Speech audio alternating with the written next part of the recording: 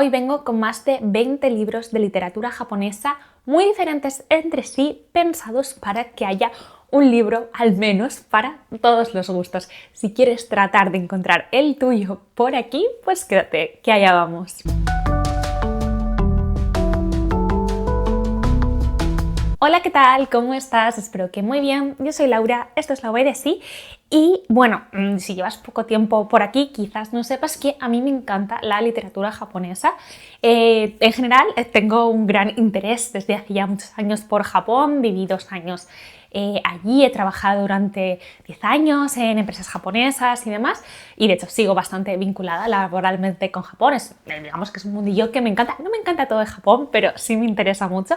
Entonces, bueno, leo bastante sobre el país.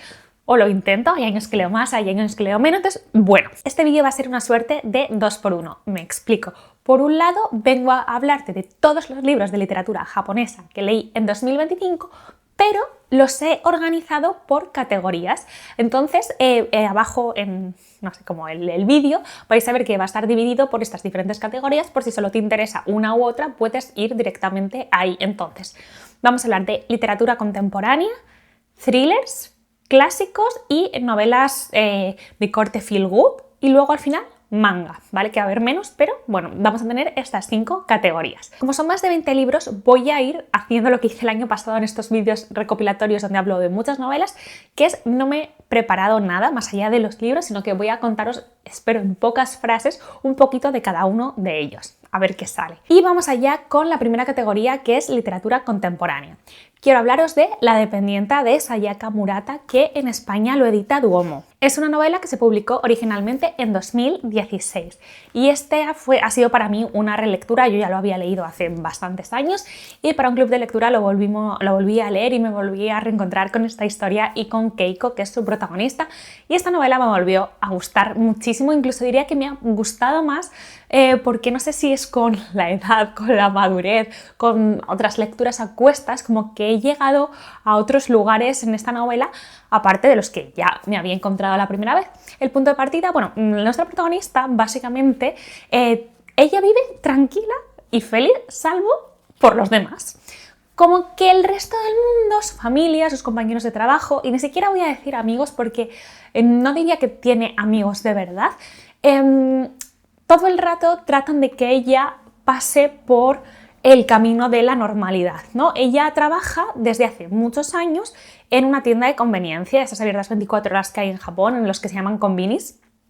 Y este es un tipo de trabajo que en Japón, en realidad, es casi como un trabajo para cuando estás estudiando, ¿sabes? Como por horas, o a veces amas de casa, alguien que ha sido madre y tiene muy pocas horas después de que a lo mejor el niño ya está yendo a la guardería y trabaja unas horas, gente bastante mayor que necesita un poco de dinero, muchos extranjeros trabajan allí. No es algo que habitualmente la gente quiera tener como su trabajo a jornada completa para siempre. Sin embargo, Keiko sí que quiere, a ella se le da genial este trabajo, le da paz, estar allí ordenando las rutinas que hay dentro de la tienda y demás, entonces ella lo disfruta mucho. Y aquí vamos a ver cómo, bueno, se van a dar una serie de situaciones donde, bueno, se va a ver en conflicto de qué hacer, seguir abogando por lo que ella quiere, por su felicidad y por su vida en la tienda, o tratar por estas presiones sociales y de su familia y demás de ir por otros caminos. Y además uno de los puntos así más disruptores que va a haber en la novela es que va a entrar un nuevo compañero de trabajo que, bueno, va a cambiar un poco las cosas porque él es básicamente la antítesis de lo que es ella. Es un libro que tiene para mí puntos de humor en cierta manera, porque bueno, se llega a situaciones a veces un poquito extremas. A pesar de esto no es una novela humorística y ya está. A mí lo que me parece en realidad es un retrato social bastante incisivo, donde habla como en las sociedades actuales lo que hacemos es venerar la normalidad, el camino único, y cómo cualquier forma de divergencia siempre causa por lo menos inquietud. Evidentemente, este libro está ambientado en Japón y habla mucho de la sociedad japonesa, pero creo que hay muchísimas cosas absolutamente extrapolables. Creo que es un libro que le puedes dar diferentes lecturas, desde el punto del ikigai, este japonés, esta idea de qué es lo que te hace salir de la cama todas las mañanas y qué te mueve, también como lo que hace las sociedades capitalistas y el sistema de trabajo con nosotros, o también lo puedes llevar a un punto de súper ida de olla de la relación que tiene Keiko con su conbini. Bueno, en definitiva, creo que es un libro, si le das una lectura súper superficial, te puedes quedar un poco como pero si le dedicas un poco de tiempo y le das un poco de pensada a las cosas que van pasando y demás, si lo lees en un club de lectura, por ejemplo, que siempre vas a poder generar debate, creo que es un libro que da mucho juego y a mí personalmente me encanta. También ha sido una relectura para mí de este año este libro de Hiroko Yamada que se llama Agujero y que lo edita Impedimenta. Esta es una colección de relatos, son 3 relatos, el primero de ellos es Agujero, que es el que da título al libro, y luego tiene otros 2 relatos, que esos 2 últimos relatos están conectados entre sí, ¿vale? Comparten personajes. Y lo que me dijeron en el club de lectura es que, al menos al inglés, ya hay traducido también otro relato más de estos personajes comunes que aquí no está y que quizás te deje un poco menos de agujeros, jeje, entre sí. Pero bueno, el que da título al libro, que es el más largo, nos cuenta la historia de una mujer que, bueno, pues por el trabajo del marido se va a cambiar un poco y se van a acabar mudando de la ciudad a una zona rural de donde procede este señor, el marido. Y no solo eso, sino que se mudan a una casa de sus suegros que está justo al lado de sus suegros. Y ella, al mudarse allí, pues prácticamente pues empieza a desaparecer, ya no tiene casi ni entidad propia, sino que se convierte en la nuera de la esposa de... Deja de trabajar, no tiene que hacer nada y como ella poco a poco se va acabando allí y un día dando un paseo, yendo precisamente a un convenio, a una tienda de conveniencia, se cae en un agujero y bueno, luego sale y las cosas que pasan, ¿no? Entonces bueno, en realidad es un libro, es una historia que es muy simbólica, en realidad no te da todo masticado, ella cae en un agujero, pero el agujero no es acaso su nueva vida, va a empezar a ver un personaje misterioso que ronda por su jardín. Lo comparaban un poco en la sinopsis en su día con Alicia en el País de las Maravillas, por esto el agujero. Bueno, creo que lo puedes leer desde donde quieras. También mola mucho. Los otros 2 relatos son muy inquietantes. A mí me recordaron mucho a Carver, por ejemplo. Y nada, pues si no te apetece leerte una novela completa, los relatos yo creo que siempre están bien para ir conociendo pues nuevas voces o nuevas literaturas si todavía no has entrado mucho en el mundo de la literatura japonesa. Hablando de historias cortas, tenemos esta que se llama La piscina, que es de Yoko Gawa y está editada por Funambulista. Esta es una historia cortita, editada originalmente, escrita en 1990. A mí Yoko Gawa me gusta mucho. En España tenemos en español tenemos traducidos un montón de sus obras, relatos, novelas, historias cortas, hay de todo y es una autora súper variada. Tiene novelas como así más de buen rollo, tipo La fórmula favorita o preferida del profesor, luego tiene distopías como La policía de la memoria y luego tiene obras como muy inquietantes como puede ser El embarazo de mi hermana, que a mí me encanta, o esta que se llama La piscina. O ¿cómo se llama la otra? La residencia de estudiantes, también muy oscuro. Este es un punto medio, no es mi favorito de ella y quizás no sé si os recomendaría La piscina para empezar con Yoko Gawa porque es muy incómodo, hay muchos silencios y no pasa especialmente nada. Entonces creo que si estás entrando en la literatura japonesa y lees esto de la nada, quizás te quedes un poco como descolocado. Si estás acostumbrado a leer obras, por ejemplo, como Haruki Murakami, por deciros a alguien así muy conocido, quizás sí que te guste porque ya estás más habituado, más habituada a de repente que una historia acaba sin acabar del todo, por ejemplo, no sé. O hay muchos silencios, o una historia que la acabas y dices que acabo de leer y tienes que pensar mucho como decir, vale, ¿qué me están contando aquí? ¿No? Una vez ya tengo toda la información, ahora voy a pensar realmente qué he leído y qué sentido tiene todo esto. Y aquí tenemos la historia de una chica, adolescente diría, que sus padres tienen pues una institución, una suerte de orfanato y ella va a menudo a la piscina a ver cómo uno de los chicos que vive allí pues salta y hace cosas en la piscina y le mira el cuerpo, es muy corpóreo, ¿no? Es como muy físico, el cuerpo tiene una presencia muy importante en este libro y le va a mirar, pero tampoco hablan demasiado, se conocen, claro, porque tal, y es curioso como ella, siendo la única chica, ¿no? de ese orfanato que tiene padres, porque sus padres dirigen, es la que se siente quizás más huérfana. Es interesante, ¿no? El vacío que ella siente sin decírnoslo claramente, ¿no? Pero tú lo vas notando, ¿no? Según está todo construido en la historia. Y honestamente no os puedo contar mucho más de este libro porque es una historia extraña. Creo que está muy guay para gente que ya haya leído a Yoko Awa y le gusta, pero quizás no empezaría por este necesariamente, pero si tú ya lo has leído, bueno, pues sabes que esta es una muy buena opción para seguir por ahí. También en literatura contemporánea, por supuesto, he leído a Aki Shimazaki, que sabéis que es una de mis autoras favoritas, y leí Una joven en Tokio, que es el libro que publicó Tusquets de la pentalogía que están publicando ellos, que todavía no está completa. Hay ahora mismo 3 libros, quedan 2. Este es el nuevo y lo leí. Pero si queréis leer algo del autor, algo que ya esté completo, por ejemplo, tenéis la pentalogía del Cardo de Nórdica, que a mí me encanta, o la pentalogía de El quinteto de Nagasaki de Lumen, pero eso no sé si está descatalogado, entonces por si acaso me quedo con el de Nórdica, que sí que se puede conseguir. No voy a hablaros más de Aki Shimazaki porque tenéis 3 vídeos dedicados a ella en el canal. Voy a dejar uno por aquí y podéis ir a verlo, pero sin duda ella me parece de las mejores puertas que yo puedo recomendaros para entrar a la literatura japonesa y perderles miedo y disfrutar, y sobre todo si os apetecen esas historias que radiografíen en cierta manera la sociedad actual o de las últimas décadas en Japón desde una perspectiva costumbrista, cotidiana, de la vida de las personas. Cerramos el bloque de literatura contemporánea y vamos con los thrillers, con las novelas de misterio. Y este año ha sido el año pasado, en 2025, fue el año en el que se publicaron estos 2 libros de Uketsu, este súper misterioso y anónimo autora japonés, que son muy particulares, son libros que edita Reservoir Books. Y bueno, tenemos Strange Pictures, que es el primero que salió, donde tenemos a unos, creo que son universitarios, tienen como un club de misterio o algo así, entonces descubren un blog donde bueno, una persona contaba su vida, le empiezan a pasar una serie de desgracias y ya como que desaparece. Pero él, mientras subía ese blog, había subido una serie de dibujos, ¿no?, a ese blog, y ellos empiezan como a darle vueltas a estos universitarios y creen haber descubierto el crimen de lo que le pasó a esa persona que dejó de escribir el blog. Entonces, vamos viendo capítulo a capítulo una historia que se va poniendo más y más turbia y, bueno, pues se resuelve en cierta manera. Os quiero decir, este es un libro autoconclusivo, todo cierra aquí, es un poquito turbio. Tampoco, si estáis muy acostumbrados a leer novela policíaca clásica, creo que esto os puede parecer ligero. A mí me pareció ligero, pero al mismo tiempo me pareció guay, porque me parece muy original esto de ir descubriendo con las imágenes el propio misterio. Me pareció mal rollero, la verdad, en algunos puntos, así que, bueno, lo recomiendo mucho.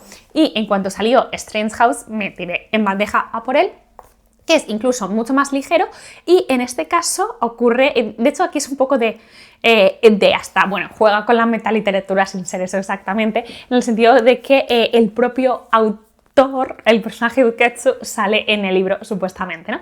Y aquí es al contrario, unas personas, bueno, por casualidades de la vida, van a empezar a investigar unos crímenes a partir de los planos de una casa.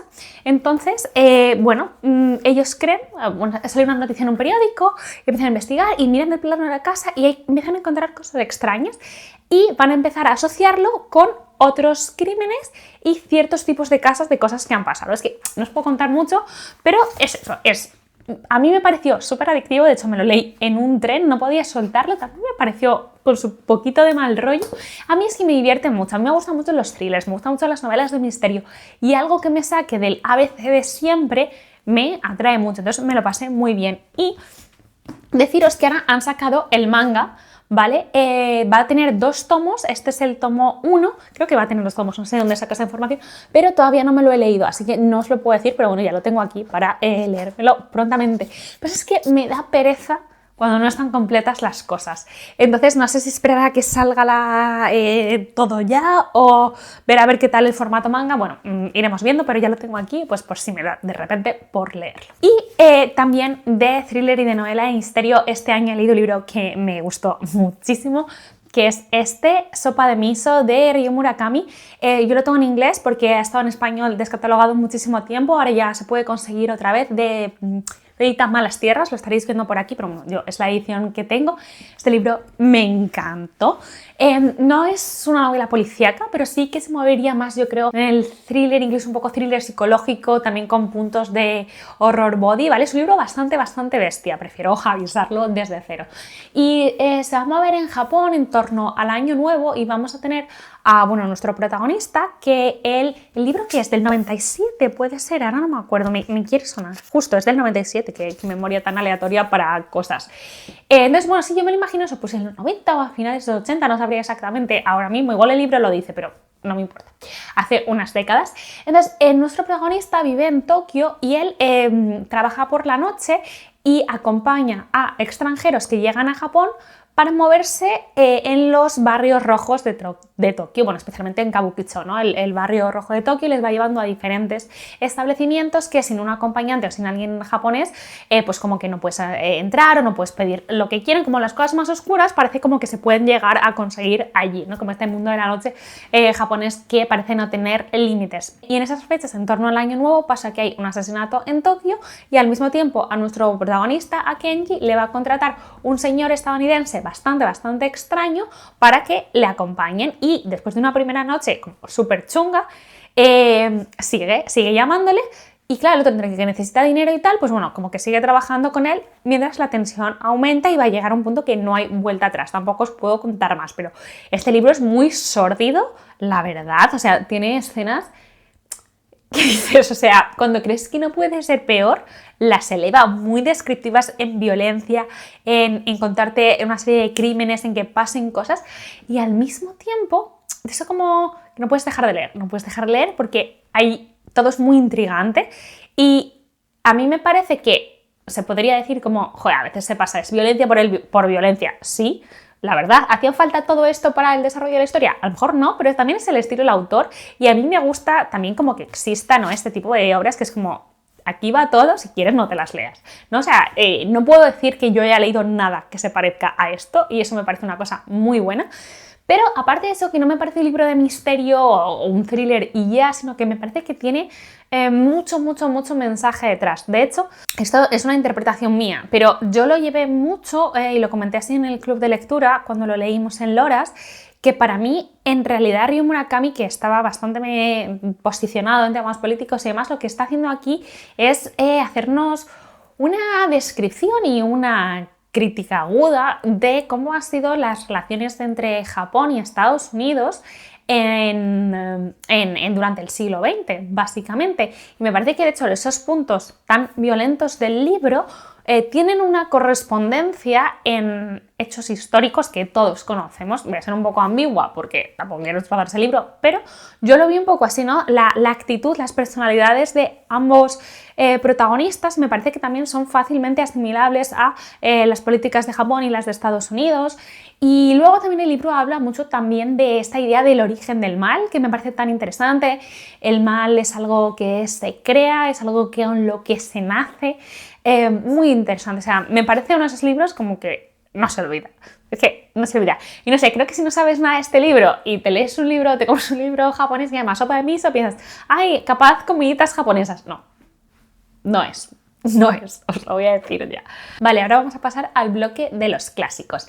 Y este año leí este librito que es un cuento muy cortito de Natsume Soseki, que es uno de mis autores japoneses favoritos y mis autores favoritos de la vida, porque es el autor de Kokoro, que es uno de los libros que ha marcado mi existencia, y se llama El eco fantasmal de un koto, editado por Nórdica y con un prólogo de Mariana Enríquez, lo cual siempre es muy guay. Y El eco fantasmal de un koto fue publicado en 1905-1906 y como tantas novelas de Soseki, este relato habla del Japón de la época de la era Meiji, que se caracteriza por un periodo de apertura muy rápida a todo lo occidental, a todo lo de fuera de Japón, después de un periodo donde Japón estuvo aislado del mundo cerca de 200 años. Entonces, como que entraron un montón de ideas muy rápido y gran parte de la sociedad tenía un gran lío en la cabeza, ¿no? Por deciroslo de una forma muy sencilla, pero que el impacto, pues fue brutal, ¿no? Para bien y para mal, para ambas partes. Entonces, aquí lo que tenemos es un señor protagonista que va a visitar a un amigo y realmente, o sea, no sé para qué va porque está teniendo un mal día y odia todo y llega y está como cansado, agotado, no sé qué, y el amigo está allí tirado en el tatami tomándose un té y leyendo sus libros de fantasmas.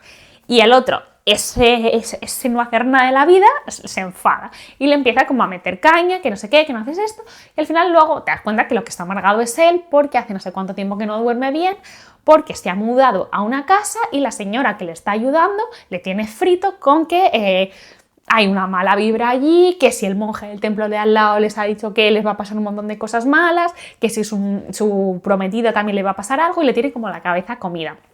Entonces el amigo, igual un poco porque está hasta las narices de que se meta con él o por el motivo que sea, porque está leyendo esto, le empieza a contar historias de fantasmas. Y el otro en plan, va, tío, o sea, ¿cómo te puedes creer estas cosas, no? Entonces, como esa parte de las historias de fantasmas y de las creencias populares que tiene tanto el amigo como la señora de la casa representan un poco ese Japón anterior a la época Meiji, ¿no? Pero que todavía sobreviven las creencias. Y el otro personaje, el protagonista, representa, bueno, pues a personas que han asimilado todas las ideas de fuera, que primero es la lógica, que como que lo antiguo lo rechazas, ¿no? Mejor vamos a fiarnos de lo que dicen los de fuera, que seguro que tienen más razón. Pero vamos a ver cómo, cuando sale de casa el amigo hacia su casa, va a tener un viaje terrorífico porque parece como que le han metido, ¿no? Pues la semillita del miedo dentro, y por ahí va a ir la historia. Es una historia, pues podríamos decir, de fantasmas, muy psicológica, no da nada de miedo, muy divertida, yo me reí bastante y os la recomiendo mucho si os apetece, pues eso, ir entrando en la forma de narrar de Natsume Soseki. Muy guay, muy guay. Y también en 2025 leí 2 Mishimas, Mishima siempre bien, y me ha parecido muy guay porque me parecen 2 novelas que se complementan muy bien entre sí, porque son, bueno, especulares en cierta manera. Una es mucho más dramática y exagerada, y otra es casi como un cuentecito, algo pues más o menos bonito, que no es nada habitual en la producción de Mishima.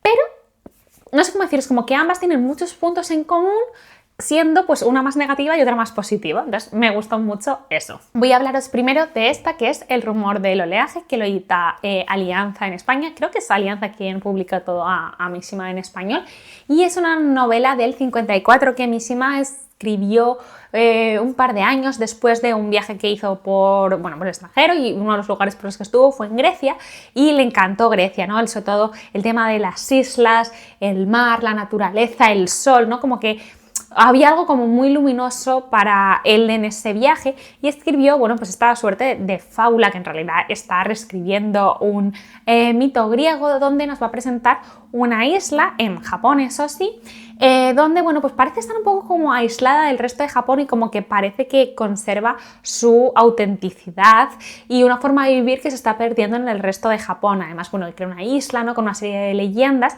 que se las inventa Mishima, pero que cuadran mucho, ¿no? Como con la idiosincrasia sintoísta, por deciros de alguna forma, ¿no? Como que podría haber sido una leyenda japonesa perfectamente.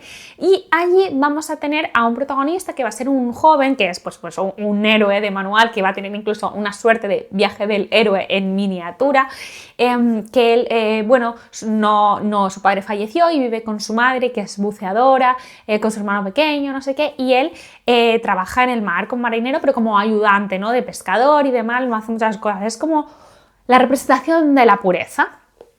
Y va a volver a la isla después de tiempo, la hija del señor más rico, y bueno, se van a conocer y se van a querer mucho, pero bueno, pues van a estar separados por la clase social, digamos, cada uno es de una posición, y esto es imposible. Y vamos a ver qué va a pasar aquí, si van a poder estar juntos o no van a poder estar juntos, y pues cómo se desarrolla todo lo que pasa por el medio, ¿no?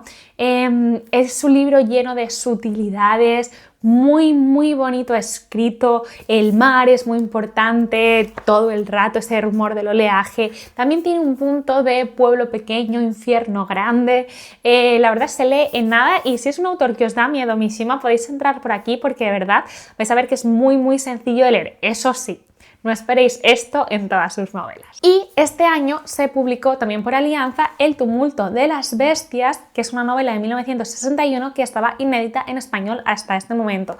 Y Alianza me encargó hacer una ficha de lectura de esta novela, aquí la voy a dejar abajo, está disponible en su página web de forma gratuita por si os apetece leerla cuando leáis el libro o leerla en general, pues ahí os la dejo. La verdad que me lo pasé muy bien haciéndola y me gustó mucho esta historia, también muy muy cortita, se lee nada, es un auténtico culebrón. Aquí Mishima lo que hace es coger una historia que se ha contado en Japón una y mil veces, especialmente en el teatro clásico clásico del no, y la trae a su tiempo. Pero bueno, hay una serie de sucesos que, pues no sé, como el saber japonés ya conoce, ¿no? Y es un triángulo amoroso muy, muy complejo. En este caso vamos a tener a un señor que tiene, en Tokio, que tiene una tienda de cerámicas en un barrio muy lujoso y demás, y él contrata en su tienda a un joven ayudante que va a ser nuestro protagonista. Y este señor pues tiene una serie de aventuras y demás, y parece que tiene unas aventuras como para que su mujer se enfade, pero la mujer se mantiene estoica, no hace nada.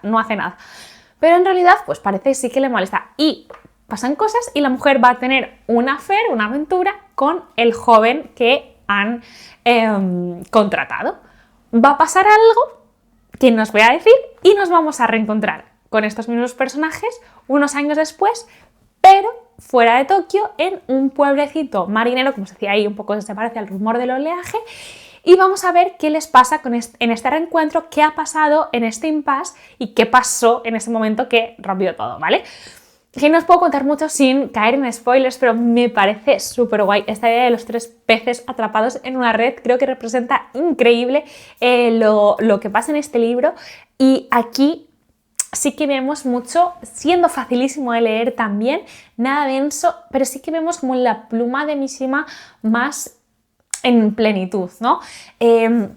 Más suntuoso, es que es muy visual este libro, muy sensorial, hay cosas que de verdad que huelen mal, los colores son fundamentales, hay elementos que se repiten una y otra vez, una sensación de estar atrapado todo el tiempo, de verdad hay escenas de una, no sé, como de una sutileza, donde juega muy bien eso, como redes que se enganchan, pequeñas telas mosquiteras que separan a los personajes, olores casi a podrido, me encantó este libro, y también me parece que os va a presentar a un Mishima muy interesante y que puede ser una muy buena escalada, ¿no? Si queréis llegar a otras de sus obras que también son buenísimas, pero que quizás son más densas, un poco más intensas, como, bueno, Confesiones de una máscara, El pabellón de oro, por ejemplo, por deciros alguna. Me leí este año también El hijo predilecto de Yuko Tsushima, también editado por Impedimenta, que ya ha salido por aquí en este vídeo. Yuko Tsushima es una autora de la que yo ya leí Territorio de Luz, que también lo tiene Impedimenta y me gustó mucho. Ella es hija de Osamu Dazai, un autor muy interesante de Japón, que se quitó la vida con su amante cuando esta niña era muy pequeña y dejó ella a su familia en una situación un poco comprometida. Bueno, aquí tenemos a una mujer. Bueno, este libro está publicado en 1978 y es modernísimo, de verdad. Si pensamos en el Japón de los 70, una autora escribiendo esto, es que a mí me vuela la cabeza de verdad.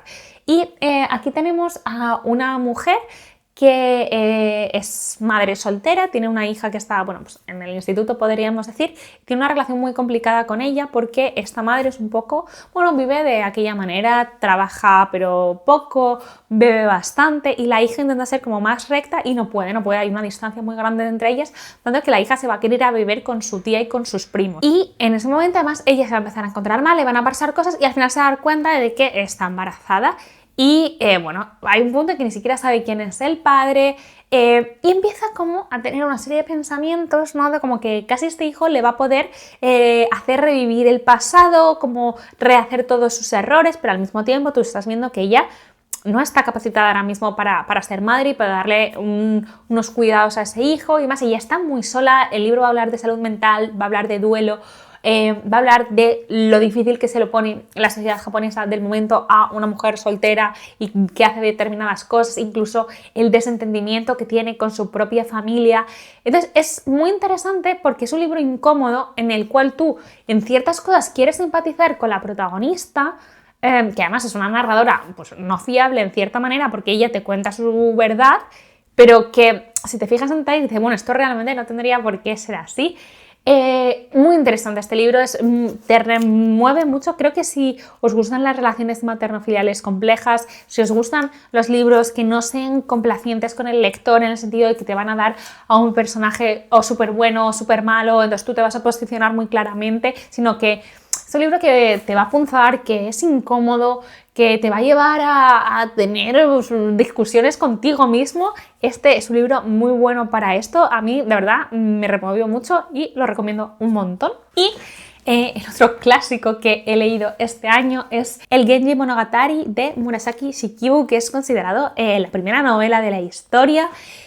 Fue escrita por una dama de la corte Heian en Kioto en torno al año 1000, 1009 creo que es, pero se escribió durante muchísimo tiempo. Desde el tomo 1 hay un tomo 2 que yo estoy leyendo ahora mismo y nos cuenta, perdón, lo voy a bajar porque es que pesa muchísimo, nos cuenta la vida del príncipe Genji, que es un príncipe ficticio, que es alguien que desde su nacimiento es deslumbrante a todas luces, de una gran belleza, de una gran sensibilidad, toca, te hace poesía, te hace lo que sea, allí llega y es que te ilumina una sala. Él es muy mujeriego, podríamos decir, quiere a todas, cuando no consigue a una dama es que se le enquista para siempre, va a tener auge y caída, y este libro es muy bello, tiene un montón de poesía preciosa, pero a mí me ha entusiasmado sobre todo conocer el día a día de la corte Heian, en plan los rituales relacionados con la muerte, con las posesiones, con las fiestas de primavera, de año nuevo, de no sé qué, de no sé cuántos. Las zonas que conocemos también, hay un montón como de intrigas de la corte, tipo Juegos de Tronos, tipo Juego de Tronos, comillas, comillas, pero llevados a un Japón de época imperial en Kioto. No es nada una novela épica, de hecho es muy, muy costumbrista. Está escrita por una dama, como os decía, y creo que se nota muchísimo, creo que hace unas críticas, o sea, súper, súper modernas y muy feministas de una forma muy inteligente. Tiene partes que se hace un poquito más denso, claro, al final está hablándonos de un mundo que ya no existe y no existe hace muchísimo tiempo, por lo cual siempre se nos quedan cosas como perdidas, además de que, claro, sin un conocimiento extensísimo de la cultura japonesa, que yo pienso, en plan, que yo tengo un conocimiento X, no digo ni mucho ni poco, pero que conozco bastante, hay cosas que es como, pero ¿de qué se está hablando? Y buscas y tal, y hay cosas que incluso ni siquiera hoy en Japón pues ya se sabe exactamente, hay muchas dudas, es una novela, eso, donde muchas veces no hay diálogos, no sabes cuando uno habla y otro habla de quién se refieren, pero aún así es asombrosamente apasionante, es precioso, hay unas delicadezas, una suntuosidad, una vida, o sea, es que a mí me tiene fascinada esta novela, digo me tiene porque la sigo leyendo a pesar de que ya he acabado esta parte. Creo que si hubiera acabado aquí hubiera sido espectacular porque es que tiene un cierre increíble. Ha sido mi 8000 de 2025 y ha sido escalado con éxito porque me ha parecido bello, bello, bello, y además hay fantasmas. Nos movemos ahora al bloque de libros de corte feel good, cozy, como queráis decirlo, y este año salió el que fue la tercera parte de las historias de la taberna Kamogawa, que son las recetas perdidas de la taberna Kamogawa, de la que ya tenemos 3 libros. El primero es Los misterios de la taberna Kamogawa, luego Las deliciosas historias de la taberna Kamogawa, y Salamandra ya ha anunciado que este año va a salir el cuarto. Son historias muy cortas que están ambientadas en una taberna muy especial que hay en Kioto, donde que la regentan un padre que es el chef y una hija. Puedes ir allí y puedes comer un menú omakase, es decir, lo que el chef te ponga. Pero también tienen esta parte de detectives culinarios, y es que cuando alguien va allí les pide que, oye, mira, es que mi abuela me hacía un plato que una vez en un viaje encontré, probé un plato y no sé qué llevaba, pero sabía esto. Entonces el señor hace una serie de preguntas y investiga por su cuenta y luego recrea el plato para esa persona y se cuentan pues un poco la historia. Entonces son historias siempre bonitas y demás.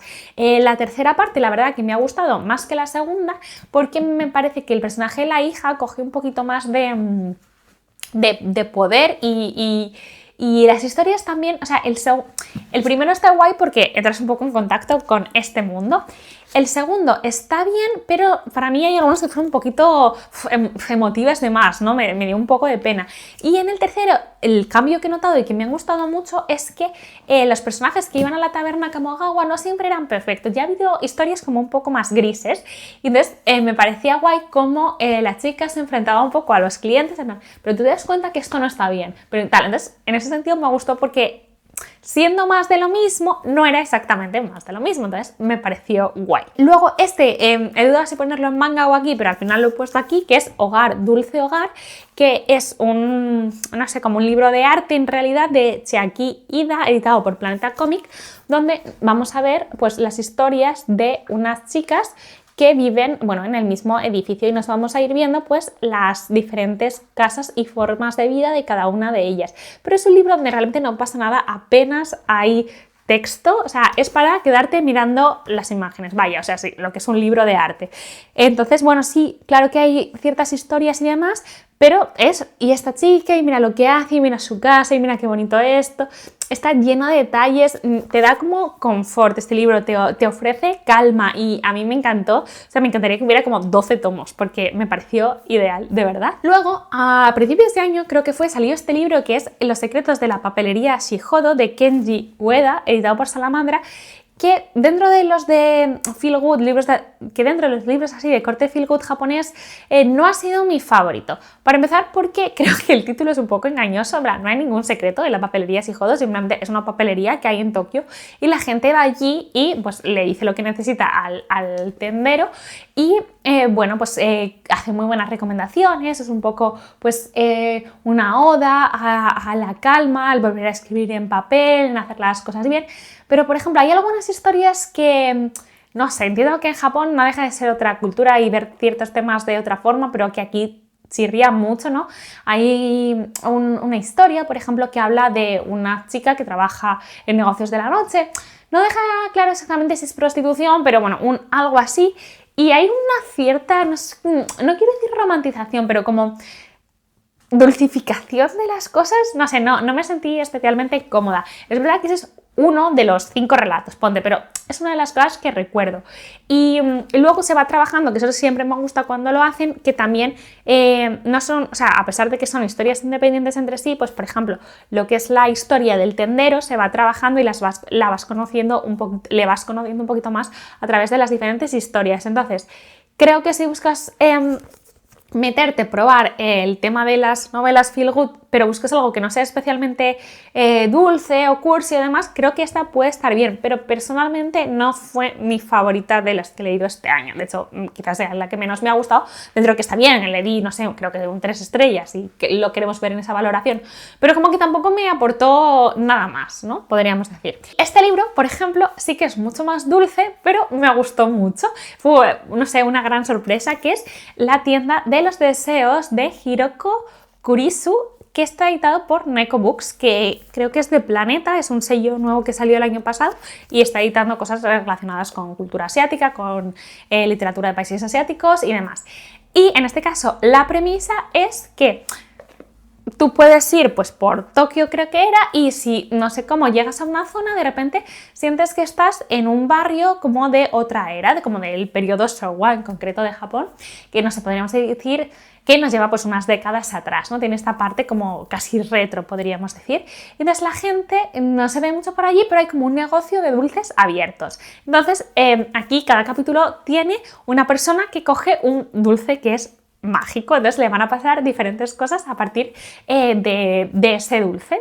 Entonces, bueno, como pues que mi personalidad fuera diferente, pues que desapareciera, pues que no sé qué. Entonces tiene este punto de realismo mágico que a mí me gusta mucho y todas las historias son autoconclusivas y como que me gustó mucho porque a pesar de que tiene ese componente mágico, creo que trata como problemáticas, ¿no? Como los problemas que mueven a las personas a tomarse esos dulces. Los siento como muy cercanos, muy que nos pueden pasar a cualquiera, entonces como que empatizas mucho con todas las historias. Y en este caso también la persona que regenta la tienda es súper misteriosa y va a estar relacionado con el folclore japonés. Y en este mismo libro, el último capítulo está dedicado a él, por lo cual vamos a conocer su historia y me pareció muy guay. Si hay más libros de estos, que no lo sé, me los leeré seguro porque me gustó mucho y lo leyó Luis y también le gustó mucho. Y luego hay 2 libros que no tengo aquí. El primero es el de Terceto, un gato, que no sé dónde está, la verdad, o sea, no he sido capaz de encontrarlo, pero bueno, lo estaréis viendo por aquí. Y en este caso el punto de partida es que en vez de en Tokio, esta vez nos vamos hasta Kioto, donde hay una clínica donde la gente va allí a decir las cosas que le pasan y es una clínica médica, entonces llegan allí y de repente lo que le receta el médico es un gato. Entonces tú te tienes que llevar un gato, a la gente le pasan diferentes cosas, por ejemplo, va a haber alguien que está como muy estresado en el trabajo, va a ir una geisha, o sea, hay como diferentes historias, ¿no? Y le está recetando un gato y tú te tienes que llevar el gato a tu casa X días y las cosas que pasen. Y también hay un componente de realismo mágico que en este caso tiene que ver con las personas también que están al cargo de ese negocio, que me hace mucha gracia porque eso es una cosa como que se repite en Japón y al mismo tiempo es como que les pega todo. Esta gente que cree en los kamis, es que el folclore japonés te dice tú todas las leyendas, es en cualquier lado, tú si crees que estás hablando con alguien y en realidad no es lo que parece, de pronto es un ser, el que sea. Entonces, bueno, me cuadró mucho. Me pareció divertido y original. A mí los libros con gatos pues me lo paso bastante bien. Tampoco, la verdad, Terceto un gato tampoco ha sido mi favorito de estos de este año, pero me lo pasé bien y me pareció pues un poquito diferente, así que también os lo recomiendo. Estos libros se leen súper fáciles y a mí yo me los dejo tipo cuando periodos de muchísimo estrés, que no me concentro, que no me puedo meter en novelas que me exigen más, o incluso cuando vengo de un libro que me ha encantado, a veces me pasa que el siguiente libro que leo me lo cargo porque sin quererlo lo comparo con el anterior. Entonces estos libros que son cualquier otra cosa a los que no les pides nada más que te hagan sentir bien, que sean entretenidos y que estén medio bien escritos, pues si me da eso, pues me lo guardo para estos momentos. Y el otro libro que leí, que lo leí de la biblioteca, entonces este sí que no lo tengo, es Mis tardes en el pequeño café de Tokio, de una autora de la que yo ya había leído La biblioteca de los nuevos comienzos y me encantó. Y este libro no es que no me gustara, es que es un poco engaño el título también. O sea, yo pienso que Mis tardes en el pequeño café de Tokio van a pasar cosas en un café. Bueno, o sea, el café sale en 5 páginas del libro, o sea, de hecho, la mitad del libro pasa en Australia. Entonces, bueno, en este caso vamos a tener también como 5 o 6 historias cortas de personas que tienen un pequeño conflicto y cómo lo van a ir resolviendo. Algunas van a tener conexiones entre sí y eso es guay. Mi sentimiento es que me gustó, pero al mismo tiempo pensaba, no sé qué voy a contar porque no me acuerdo tanto. Entonces, sí, se leía bien y tal, pero no me pareció especialmente memorable. Igual que el de La biblioteca de los nuevos comienzos, de la misma autora, o sea, que lo leí hace 3 años, me acuerdo perfectamente, me acuerdo de lo que me hizo sentir, me acuerdo de los personajes, de las historias. En ese, pues hay una biblioteca donde la gente que llega allí, la bibliotecaria, además de los libros que van a coger, les recomienda un libro concreto y va ayudando a esas personas a superar sus conflictos, ¿no? Ahí pues había un señor que se acaba de jubilar y no consigue como adaptarse a su nueva vida, una chica que ha sido madre y está teniendo una serie de problemas, una persona que quiere cambiar de trabajo pero no sabe cómo, ¿no? Entonces aquí estaba bien, pero no me acuerdo que nos querían contar con el libro. Entonces, bueno, también os lo recomiendo porque sí que mis amigos que me gustó, pero bueno, más que queráis pequeñas historias costumbristas de gente donde realmente las cosas no van a acabar mal, ¿vale? Que eso, a veces saberlo también está bien. Y en el territorio del manga, este año he leído muy poco, de hecho diría que solo he leído Uzumaki de Junji Ito, también editado por Planeta Comic. Este es un libro genial. Suele meterse dentro del terror, pues yo diría que sobre todo tiene horror body y es increíble. A mí no me dio miedo, de hecho también me reí en ciertas cosas, quiero decir. Entonces aquí tenemos un pueblo que está maldito y tiene una maldición de espirales. Hay determinadas personas que se empiezan a obsesionar con las espirales, las ven en todas partes y llegan a querer incluso como convertirse en espirales, o de repente hay alguien que se levanta y su pelo se ha convertido en espirales. O, bueno, pues a la gente le empiezan a pasar cosas muy raras, incluso hay gente que empieza a convertirse, por ejemplo, en caracoles, así, ¿no? Porque al final los caracoles tienen espirales y de repente hay una población de caracolenses en este pueblo. Entonces cada capítulo es como una mini historia. Hay algunas, sobre todo al principio, que son como más independientes entre sí, dentro de que todos están en este pueblo, como que para que tú te hagas la idea de el alcance, ¿no?, que tiene esta maldición. Y luego ya como en la segunda mitad hay una mayor continuidad, ¿no?, que tiene a los protagonistas resolviendo, ¿no?, moviéndose hacia el final de esta historia y buscar el origen y cómo poder acabar, si es que es posible, con esta maldición de las espirales. la protagonista es una chica que su novio es el primero en darse cuenta de que hay esta maldición y nadie pues parece creerles, ni siquiera ella al principio. Luego hay como mini historias, por ejemplo, hay un momento en el que ella tiene que estar ingresada en un hospital y hay una mini historia con las embarazadas. O sea, que es increíble, o sea, súper mal rollenta. Me ha encantado Junjito, la verdad, yo ya no tengo zona de confort. ¿Os acordáis cuando yo decía que yo no leía terror, que yo cosas malas? No, bueno, esto ahora estoy dentrísimo. Espero leer algo más del autor este año porque me he quedado fascinadísimo.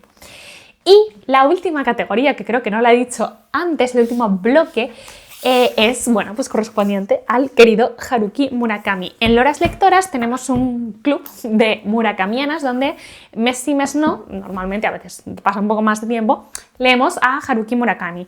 Y este año hemos leído, si no me falla la memoria, 5 libros.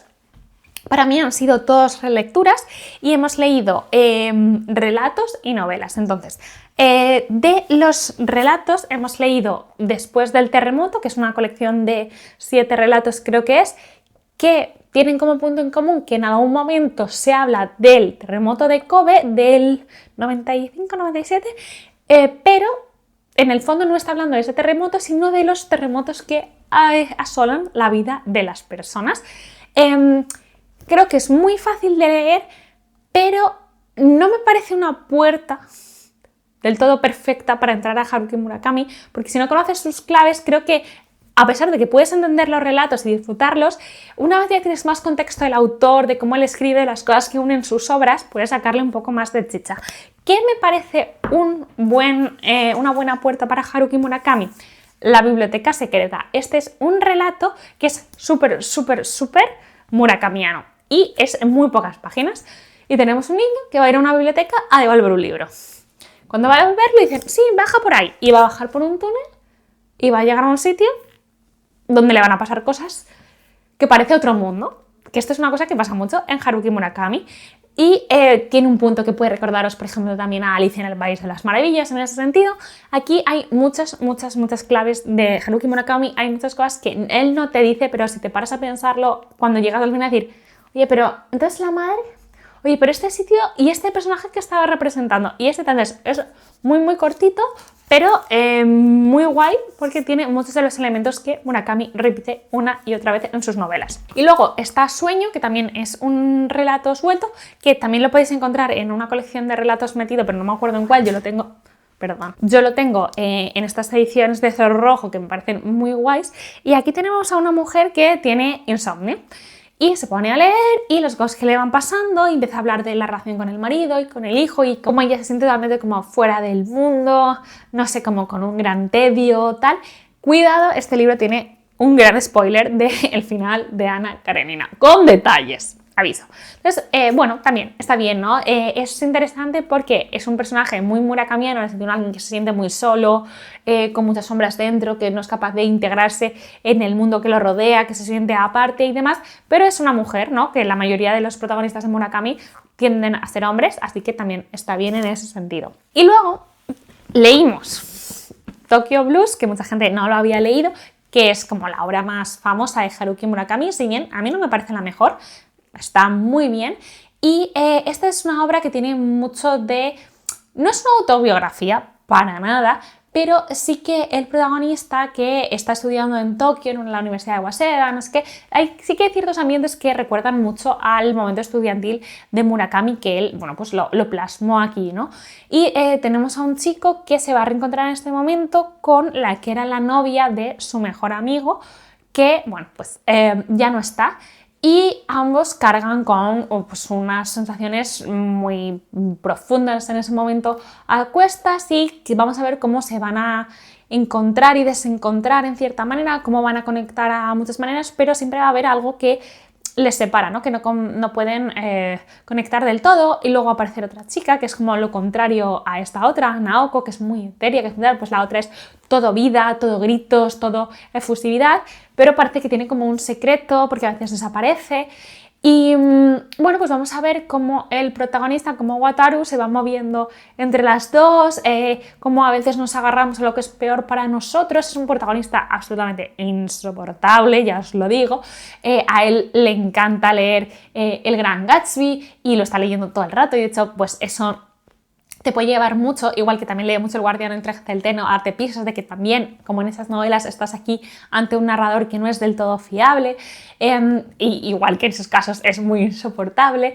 Y tiene muchos guiños literarios. Por ejemplo, hay un punto en el que en unos capítulos en los que hace una reescritura corta, ¿no? Hace unos muchísimos guiños a la novela de La montaña mágica, cuando pues Naoko va a estar en un sanatorio y él va a ir a verlas, como igual, los números se repiten, la misma sensación de tiempo detenido, de mundo aparte, de tal, todo se replica aquí una y otra vez.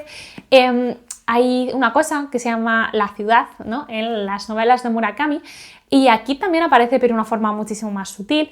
No sé, creo que es un libro que le puedes dar una lectura desde el punto de vista realista y está bien, pero una vez más, si la sabes meter dentro del contexto del Murakamiverse, dentro de él también un poco algunos guiños a la vida de Murakami y demás, creo que le puedes sacar todavía más chicha. Muy guay, me encantó, Tokyo Blues, me encantó como todo, es que a mí me encanta Murakami.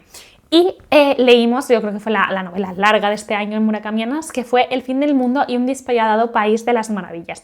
Creo que es un libro que te da muchas pistas para entender muchas cosas que pasan en otros libros de Murakami, o al menos para darles una lectura, ¿no? Hay muchos libros de Murakami, como puede ser La ciudad y sus muros inciertos, como puede ser 1084, Kafka a la orilla incluso, donde pasan ciertas cosas y salen ciertos escenarios que tienen un sentido dentro de esa novela, pero que no se explican del todo. En esta novela, por primera y única vez en Murakami, hay una explicación clara de lo que está pasando. Y tú puedes llevar eso al resto de novelas. Te dan una serie de claves con las que tú puedes leer cosas de los otros libros. Y aquí vamos a tener como una historia que tiene, son capítulos alternos y cada una sucede en, por decirlo así, en un mundo. Uno se parece al mundo real en el que vivimos, en este caso hay un señor que está en Tokio, y es un mundo que tiene un punto como medio distópico, en el sentido de que a mí me recuerda a veces un poco a 1984, en el que él trabaja para una asociación donde hace una serie de cálculos, pero tiene una asociación secreta enemiga que le trata de... Tiene un punto como de observación y qué tal, y donde el protagonista no se entera de lo que está pasando. Y luego hay otro lugar que es una ciudad en mitad de la nada, rodeada por una gran muralla. Y la gente vive allí, es un pequeño pueblo, hay una biblioteca, hay unos militares retirados, todo es como muy tranquilo.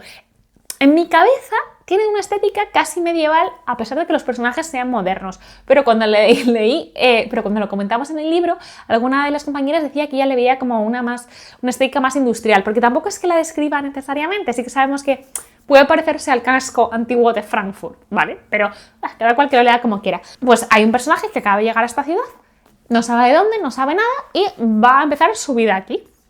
Y vamos a ver cómo, poco a poco, estas dos historias que tienen una que ver con la otra. Es que no se puede hablar de este libro así, sin indagar más, pero a mí me ha gustado mucho, me parece brutal. Es una gran ida de olla, lo cual es fantástico, pero tiene explicación todo. Entonces, una vez leas lo bueno es que puedes leer las novelas un poco más locas de Murakami, y si no quieres tú llenar los huecos, puedes llenarlos a partir de esta novela. Y aquí lo dejo. Ya sabéis que soy súper fan de Haruki Murakami, entonces todo lo que leo de él me gusta, menos... mi recuerdo de primera persona del singular, de los relatos de ahí, es que no me gustaron nada. Tengo muchas ganas de dar una relectura con las murakamianas y ver si pues, mi visión cambia un poquito. Y nada, estos son todos los libros que leí de literatura japonesa en 2025. Espero que hayas sacado alguna idea de cositas para leer que te llamen la atención. Si ya has leído alguno, ¿qué te pareció? Puedes contarme si has leído algo de literatura japonesa este año que me recomiendes. Me encantará saberlo. Y bueno, charlamos en comentarios como siempre. Espero de verdad que te haya gustado este vídeo. Mil gracias por verlo hasta el final y nos vemos en el próximo. ¡Hasta luego!